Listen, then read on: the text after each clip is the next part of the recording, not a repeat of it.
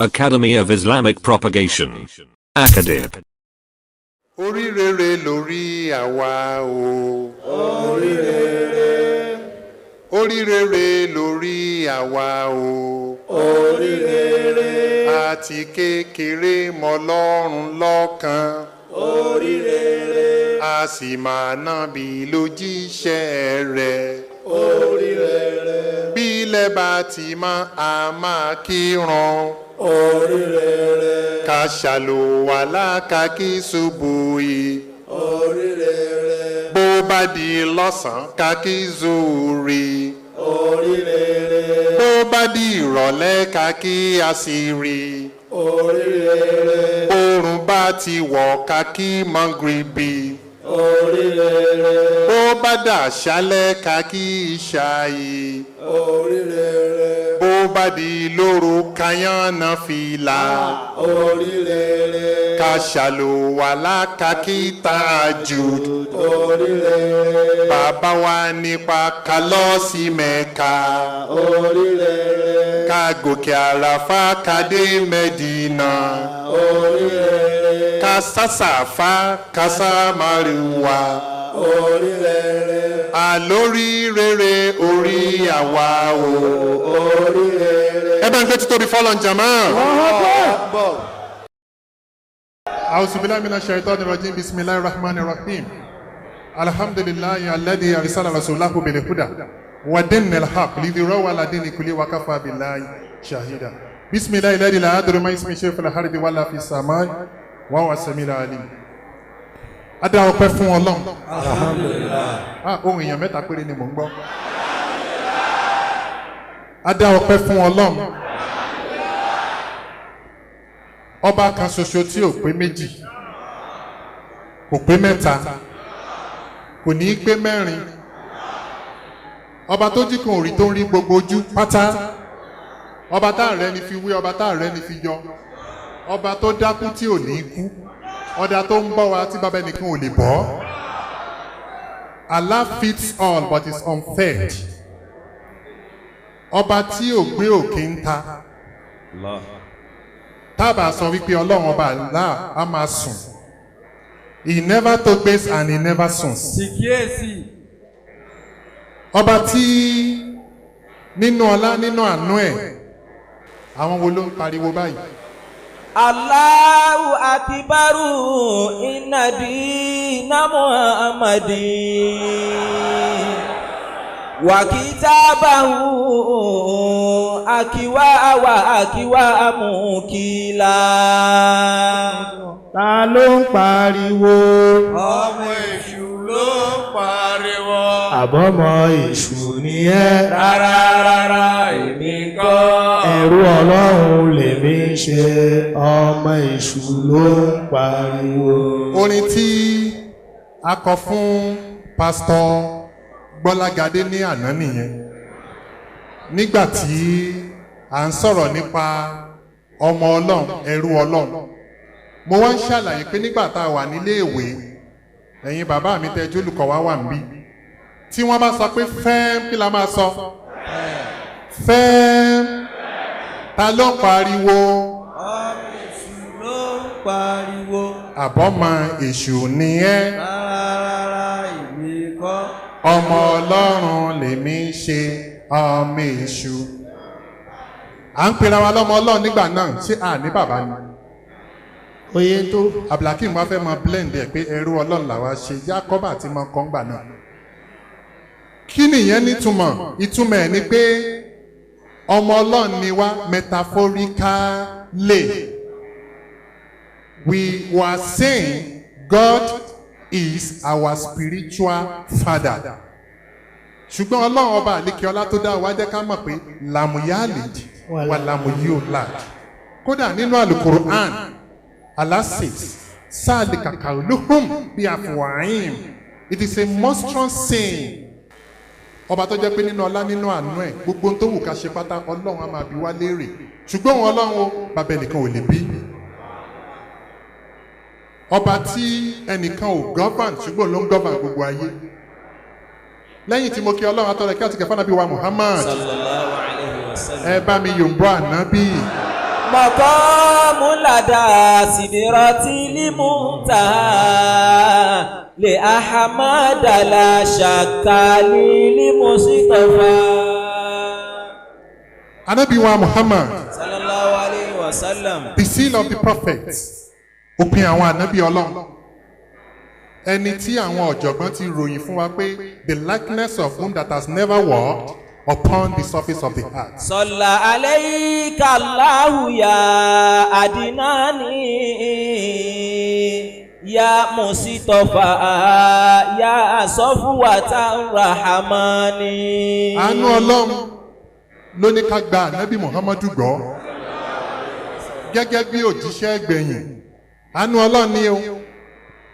Tẹ́ ẹ bá dákọ̀ Muhammadu Sallallahu alayhi wa sallam. létí ẹlòmíì á wò pé antichrist tàbí kí wọ́n pè ní 666 ṣé kò yé wọn?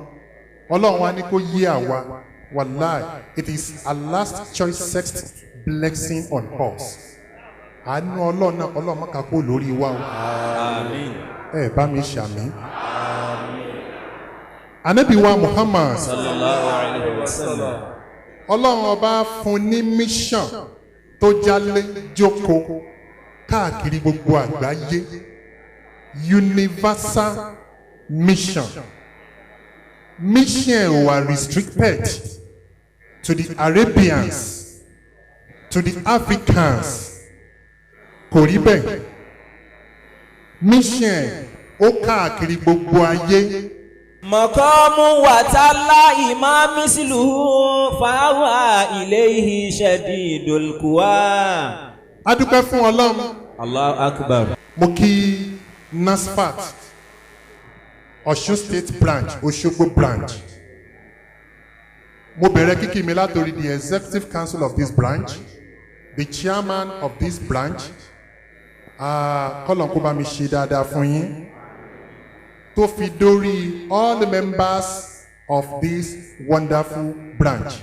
Abẹ́lọ́n nínú ọlá nínú àánú ẹ̀ NASFAT ò ní dàrú. Mo kí the mission board.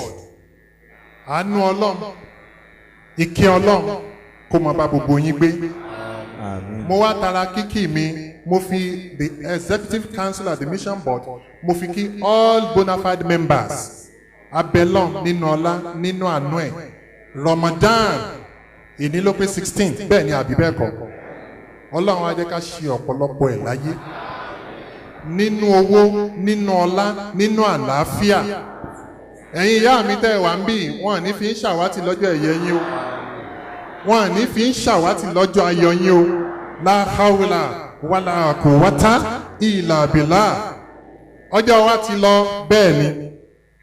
And time is not on our side bẹ́ẹ̀ ni. Bọ̀ bó ṣe lè wù kó mọ tó.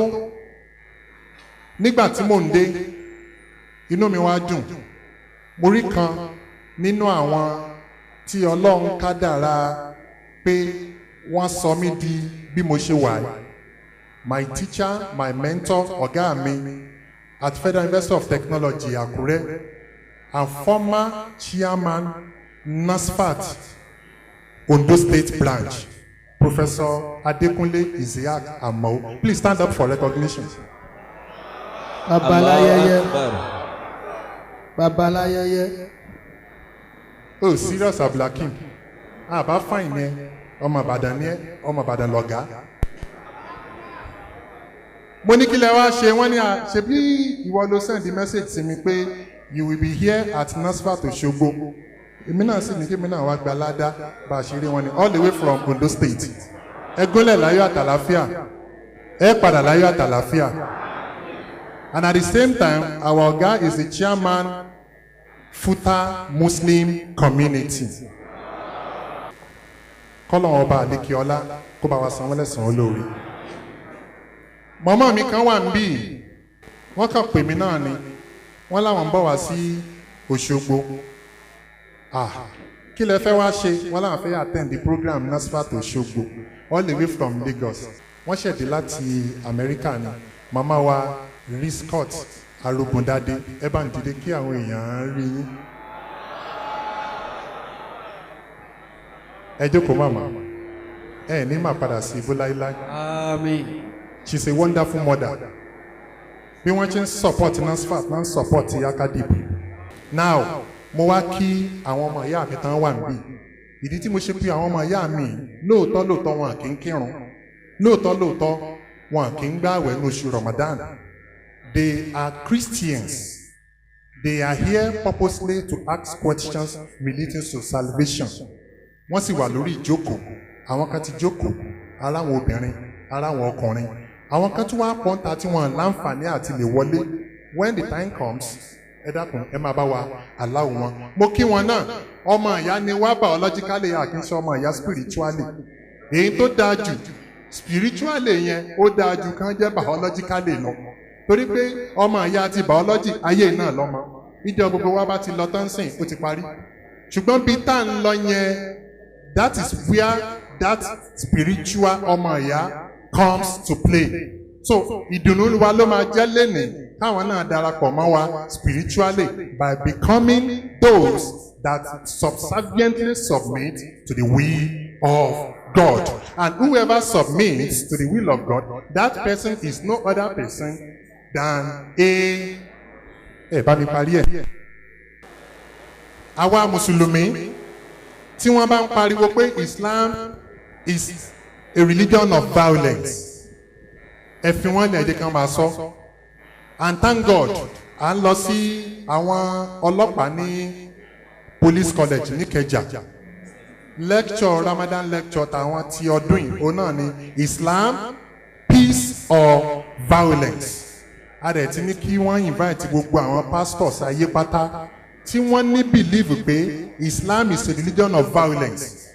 Káwá jọ kó ìwé, kájọ wá jọ náà tán bí owó, kí wọ́n wá mú evidence wá pé ẹ̀sìn jàgídíjàgan ni Islam. Àwa máa wá proof pé kò sí ẹ̀sìn tó ní àlàáfíà tó tó Islam. Ẹ̀sìn kan ṣoṣo ló wà o, ṣùgbọ́n ẹjẹ́ àgbà wípé Yorùbá ní àpèmọ́ rẹ ní tèmi dire. Hinduist náà believe wípé Hinduism ẹ̀sìn ni, Buddhism ẹ̀sìn ni látọ̀dọ̀ àwọn Buddha. The Christian will believe Christianity ẹ̀sìn ni. So ẹ jẹ́ ká pè ní ẹ̀sìn. We are going to establish that day that Islam is the only religion tí ọlọ́ọ̀bà àlékè ọlá gbé kalẹ̀ tó dẹ̀ ṣe ní ẹ̀sìn àlàáfíà. Ká ti bí orúkọ mú gbogbo àwọn tá a wà ń bì tá a bá fẹ́ wọlé kí la máa ń sọ. Ní Luke chapter 24 verse 36. Nígbà tí wọ́n sì ń sọ nǹkan wọ̀nyí lọ́wọ́. Nígbà tí wọ́n sọ nǹkan wọ̀nyí lọ́wọ́. Jésù tìkára ẹ̀ sì dúró láàrin wọn. Bíbélì ní Jésù wá wọlé sí wọn láàrin. Ó sì wí fún wọn wípé. And Jesus said. Àlàáfíà fún yín o. Ẹ bá ń gbé títóbi fọlọ́. Kí ni Jésù sọ yẹn? Àlàáfíà fún yín o. Sàlámù aleikum. Jésù wípé ilékílé tí ẹ̀yin bá fẹ́ wọ̀. By the time tó ti rí pé approach kò ń lọ dé, he now said whichever house you want to enter. Ẹ kọ́kọ́ sọ níbẹ̀ wípé. Jésù ní ẹ̀yin ọmọlẹ́yìn mi wọ́n bí astagfirullah mo fẹ́ fi yẹn kún ni o. Jésù ní tó bẹ́ẹ̀ o ilékílé tẹ́ ẹ bá fẹ́ wọ̀ ẹ kọ́kọ́ sọ níbẹ̀ wípé. Àlàáfíà fún yín o. Can you see? So ẹ wá wo ẹ̀sìn wo lénìí ni Ọlọ́run sọ lórúkọ àlàáfíà? Ẹ dá mi lóhùn. We are not Mohammedanism. Islam, salam, shalom, peace. Islam is beautiful. Àjọ wa nà tán bí owó. Lánàá níbi tá a ti wá ń ṣe wáàsí, ọ̀kan nínú àwọn olùṣọ́ àgùntàn tó ti challenge mi rí. Ó wá sí ibi program yìí ní Government Technical College, Pastor Fọlágadé. Budoza Jésù. Bẹ́ẹ̀ni. Pastor yìí ó wá bẹ̀rẹ̀ sí insult our former pastor and thank God kí ni ìbéèrè tí former pastor béèrè lọ́wọ́ ẹ̀. Pastor Fọlágadé said he is a redeemed pastor. Thank God the former pastor was also a redeemed pastor. Pastor Fọlágadé ò ní church kankan but pastor yìí àwọn control church márùn ní Edo province. Kí Ọlọ́run tó wá sọ pé àwo ṣìnà ó ti ṣìnà. Àwo rẹ̀ ti ṣìnà. Joseph ibi tó wà àgbàlá mú nǹkan jẹ ìgbéyàn bá bí ikú yọ jẹ ìyà àwọn méjì tó kọ́ máa pàdé èèyàn nínú sàárè ọlọ́run wa liberate wọn from darkness into light, from falsehood into the truth, and that was how he became a Muslim. Pastor yìí wá ń sọ lánàá fún Pastor Gbọ́lágadé pé níbo ni church yín? Kí ni tó yẹ kí Pastor Gbọ́lágadé ṣe kó dáhùn? Pastor Gbọ́lágadé ní you are a disgrace to Christianity. Yes. Téèyàn bá sọ bẹ́ẹ̀ ó yẹ kí inú èèyàn dùn pé yes, I'm a disgrace to Christianity. Ṣùgbọ́n ìbéèrè kan wà tí Pastor ìbéèrè lọ́wọ́ Gbọ́lágadé lánàá. Ìbéèrè yẹn ó ti yanjú ọ̀rọ̀, mo sì ń bọ̀ wá sórí ẹ̀. And alhamdulillah, 5 Christians decidedly embraced Islam. Adúpẹ́ fún Ọlọ́run. Before yesterday, Sunday tó lọ yìí níjẹ̀jọ́, a wà ní Ìkòròdú. At Ìkòròdú, it was a drama, highly dramatic. Débi pé àwọn èèyàn believe pé drama is fine o. But in reality, it was never a drama, even though it looked like a drama. Bí eré bí àwàdà, bí eré bí àwàdà, bí eré bí àwàdà, à ń gbà béèrè tó fi wá dórí màmá kan tó wá gun orí stage. Tá wá ń bi ìyá ìléèrè pé màmá wa ẹ sọ̀rọ̀ nípa Jésù. Ta ni Jésù? Ó ní Ọlọ́run. Ta ló dá yín? Ó ní Jésù. Ta ló dá sánmà? Ó ní Jésù. Ta ló lálẹ̀? Ó ní Jésù. Okay, wọ́n ń pe màmá kan ní Maria, màmá yìí ló bí Jésù. Ta ló dá Maria? Ó ní Jésù.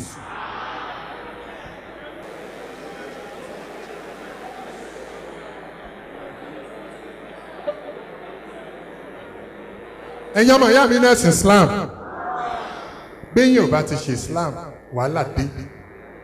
At the end of the day, ọ̀kan nínú àwọn sisters wa, ọ̀kan nínú àwọn Christian sisters ní Ìkòròdú náà ló tún gun orí stage. Arábìnrin ní màmá, you are a Christian, I am a Christian, and you are just saying rubbish. You are a disgrace. Wọ́n wá fẹ́ máa fà á, wọ́n fẹ́ máa fà á. Ọ̀kan nínú àwọn ọlọ́pàá tó wà ń bẹ̀, wọ́n yìn tì mí pé ṣé káwọn fa sísá yìí? Mo ní no, program máa ń dùn ní dialogue ni, kò ń ṣe monologue. At the end of the day, sísá yìí ní ọ̀dà màmá yìí ṣe wá rí tẹ́ wá ṣe yìí, ìsọkúsọ tẹ́ wá ń sọ yìí, òun kẹ́ni màá fi wá gba Islam. I swear by Allah, and the sister took that kalimatu shahada. Mo wá ń sọ̀rọ̀ yẹn lánàá, honestly, wọ́n ní àáfàá sọ̀rọ̀ òjòkù, mi ì tí ì parí ọ̀rọ̀, ẹnìkan kan tó mi létí ni pé sísítà yẹn ó sì ń dé sáàrin wa lánàá yẹn náà. Inú mi wá dùn, wọ́n wá ní wọn àti ìlọ àbí wọ́n tún wà ń bí, and she is here outside. Unfortunately, wọn àjẹ́ kan wọlé.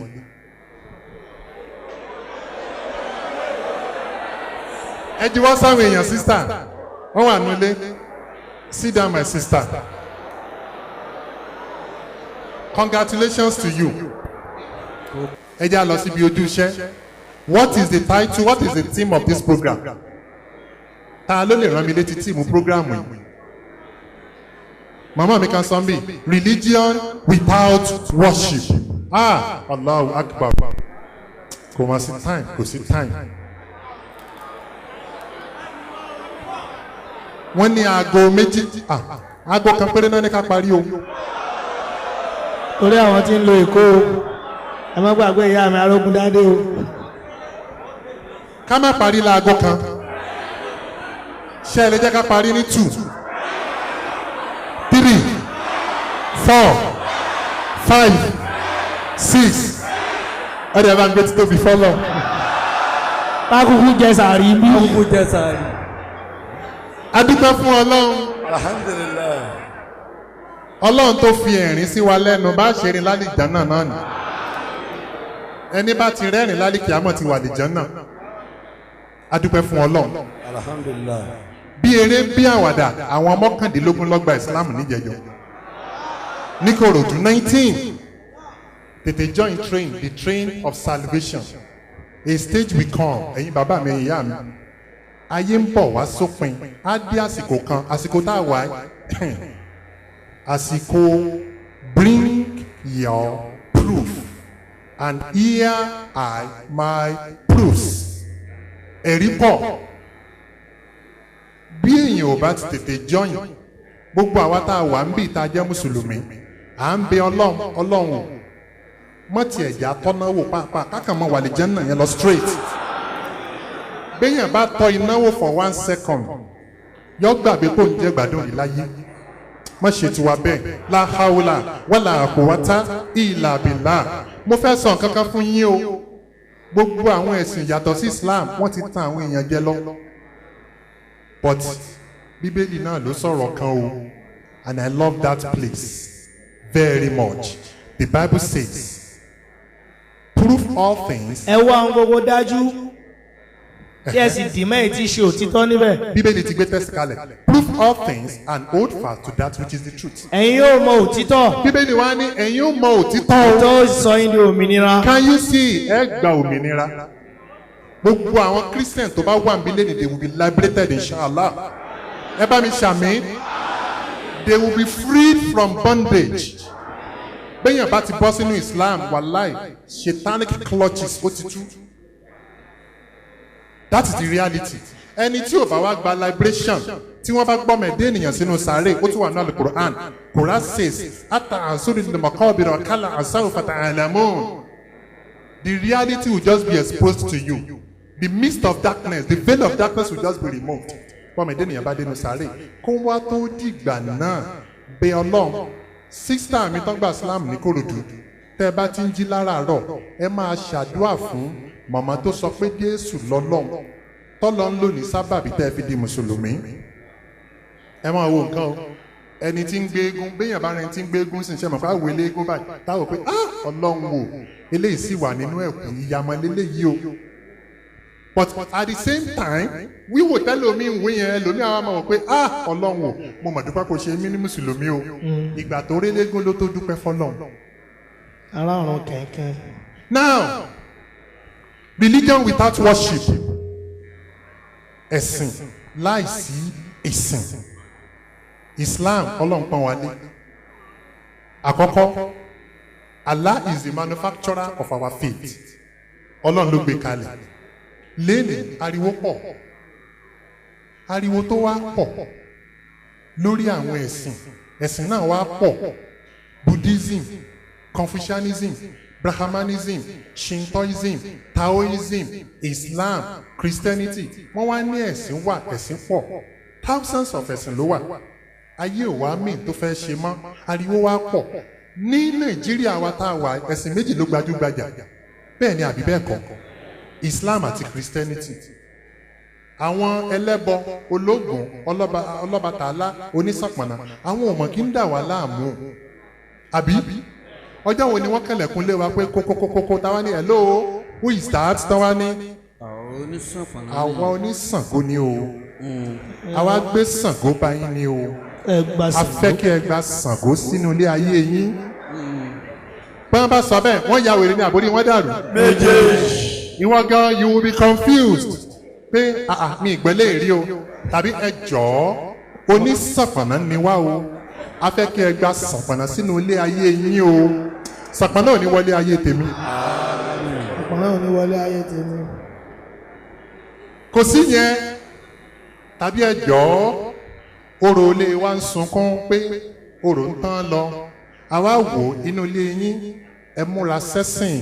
A fẹ́ kẹ́ bá wa sọ ilé yín di ilé olóró. Èyí wò pé eléyìí. Ṣínṣìn wà lórí ẹ̀. Adúpẹ́ fọ́lọ́run, ṣùgbọ́n lénìí báwọn kan bá kànlẹ̀kùn tábà ní please we want to minister to you. Mo rántí nígbà kan ó ti pẹ́ àwọn èèyàn kànlẹ̀kùn lé wa. A ní kílẹ̀ ń talẹ̀ ń béèrè. Wọ́n ní we are on a mission. Mo ní which mission? Mo gbọ́ Father Olumba sent us to you.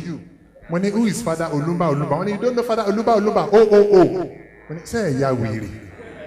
Lọ́jọ́ Iléyá. Kí lọ́kàn wá? Father Olumba. Ó ní yeah, we have to minister unto you. arákùnrin kan wá ń kọjá lọ Ghanaian ni Christian ni ìyẹn wá dúró wá pé drama pé Nàìjíríà mọ̀ gbàgbàkúgbà o báwo lèèyàn ṣe lè wọnú ilé èèyàn kó máa sọ pé fada olúmbà òbù bọ́ lẹ́nìí igbe ìgbàlá wa pọ̀ sáré o wá gba ìgbàlá sáré o wá gba ìwòsàn sáré o wá gba ìdáǹdè tó ń bẹ lórúkọ Jésù. sáré wá o. ọmọdé ẹ máa bọ̀ àgbà ẹ máa bọ̀ arúgbó ẹ máa bọ̀ ìwòsàn ń bẹ nínú ẹ̀jẹ̀ rẹ̀. láì ṣe ìwòsàn rọrùn. gbàǹjo mo pèdè gbàǹjo mo pèdè lọ́fẹ̀ẹ́ nígbàlà máa jó mo pèdè lọ́fẹ̀ẹ́ ní ìwòsàn gbàǹjo mo pèdè. ìbéèrè tí màá wá béèrè ni ǹjẹ́ ọ̀fẹ́ ni ìgbàlà? That is a big question.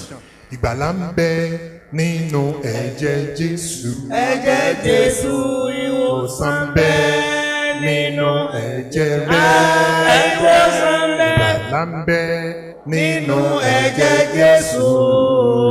Ìwòsàn ń bẹ Oreto ṣe torúmọrúmọ sọtòròpáyà. ẹ wá wò ó religion without worship kí ló disorganize ẹ̀sìn kí ló da gbogbo ẹ̀rú lẹ́nu kí ló fà á ẹ̀yin bàbá mi ẹ̀yin ìyá mi ẹ̀ ń ṣe Islam bẹ́ẹ̀ ni àbí bẹ́ẹ̀ kọ́ wọ́n ní àwọn oníbèrè sí pọ̀ àbí tí wọ́n fẹ́ wọlé wọ́n tẹ̀ láwọn òbèrè béèrè wọ́n ṣetán láti di mùsùlùmí. Allahu Akbar. At the end of the day ọlọ́run bá àlékè ọlá gbé Islam kalẹ̀ fún wa kí lọ́lọ́run ní ká wá ṣe ọlọ́run ni ẹ̀ wá sìn mí ẹ má jẹ́ ká pariwo torí ọlọ́run this is 12. ó ń ṣe àlàyé fún yín nípa ẹ̀sìn. ọlọ́run ní Islam tí mo gbé fún ìmí ní lọ síbẹ̀ náà because of time ẹ wá máa jọ́sìn fún ìmí ọlọ́run how do we worship God? kí náà ń pè ní ìjọsìn ìrábẹ̀bẹ̀ síwájú ọlọ́run ìforíbalẹ̀ fún ọlọ́run ìsìn ọlọ́run ìgbà pé ọ̀kan so ni ọlọ́run.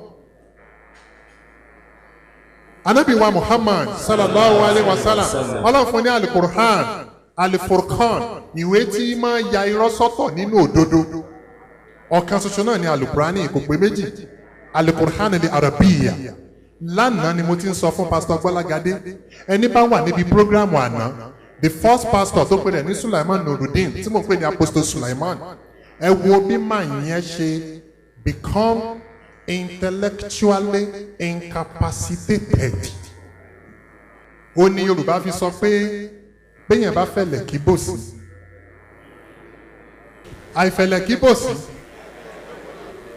mo ní Apostle Sulaiman ẹ máa wo tó bá jẹ́ wípé lánàá yẹn orí máa yẹn bá gbé dáadáa ṣe ló yẹ kó kàn ọ́ra àmọ́ tó ṣẹlẹ̀ báyìí o but I know pé by the time tó bá délé lánàá ó máa sọ fún ìyàwó ẹ̀ pé my dear problem wà.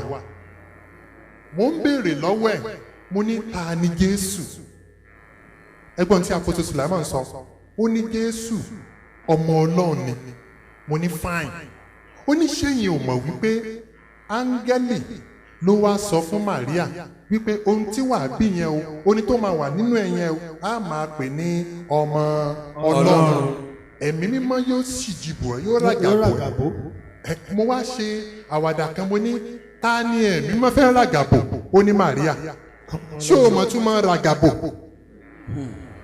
ràgàbò. ẹ má gbàgbé pé wà nú àwẹ̀ o. bẹ́ẹ̀ ni ẹ má ta àwẹ̀ gbà. ràgàbò mo wá kọrin kan mo ní Apostle Sulaiman tá ẹ bá máa tán pè ní ràgàbò yóò yẹ yín sìn olólùfẹ́ mi ràgàbò mi wá sùn sí mi láyà èmi náà mà kú sí ẹ àṣẹnu bíbélì náà ti rí àwẹ̀. Abdulhakeem kò lè já. mo wá ní ẹ wá pé Jésù lọ́mọ Ọlọ́run ó ní bẹ́ẹ̀ ni Apostle Sulaiman ẹ bá mi ṣí the book of Isaiah chapter 9 verse 6. a ó bí ọmọ kan fún wa. bíbélì wa ní a ó bí ọmọ kan fún wa. a ó sì máa pe orúkọ rẹ̀ ní ìyanu olùdámọ̀ràn ọlọ́run alágbára. bíbélì ló pè ní ọlọ́run alágbára. Apostle Sulaiman ṣé ẹ̀yin gbà pé Jésù jẹ́ ọlọ́run alágbára?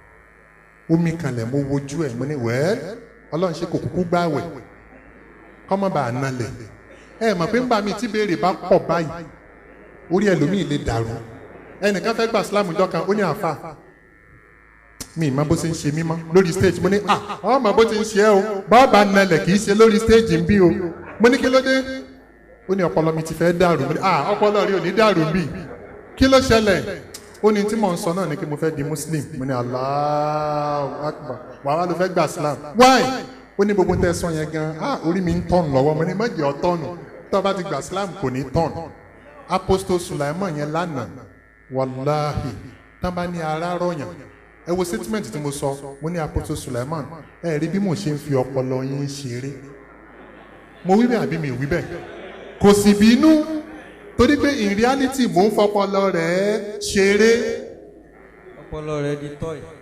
kí ló fà á by the time tí mo fi hàn pé bíbélì pé Jésù ní Ọlọ́run alágbára ó náà wá wò báyìí ó wò pé Ọlọ́run kẹ̀ ẹni tí mo pè ní ọmọ Ọlọ́run ó náà tún wá ní Ọlọ́run ó ní mo gba bíbélì gbọ́ fine tẹ́ ẹ bá gba bíbélì gbọ́ ẹ gbà pé Jésù Ọlọ́run ni ó ní ó takora wọn ó wí bí àbí ò sọ bẹ́ẹ̀ ẹ̀sìn inú ẹ̀yin mùsùlùmí tọ́lọ́hun ò fi yín sínú condition yẹn ẹ dúpẹ́ fọlọ́hun. now ọlọ́run ní yá ayọ́ ẹlẹ́dínà hamanu rìkáù wàsíjúdù wàhábùdù rọ̀bàkàn. ẹ̀yin onígbàgbọ́ òdodo. ẹ̀yin onígbàgbọ́ òdodo. ẹ tẹríba. ọlọ́run ní tẹ́ bá fẹ́ sin èmi ọlọ́run ẹni bá pèrè ní mùsùlùmí Isra báwo lọ́nà ṣe ní ká sin ọlọ́run. ẹ̀yin onígbàgbọ́ òdodo. yes. tí ẹ bá fẹ́ sin ọlọ́run yìí. ìjọsìn ni o. ẹ tẹríba. ẹ̀sìn tẹ́ ẹ̀ bá ti bá ilé nínú ẹ̀ eré lásán ni o. kí ẹ fi orí balẹ̀. kí ẹ sì sin ọlọ́run yín. Allahu Akbar. ìbéèrè mi ni nínú àwa tá a wà ń bì ta ni ò kì í ṣe báyìí. ṣé ń ṣe congratulations.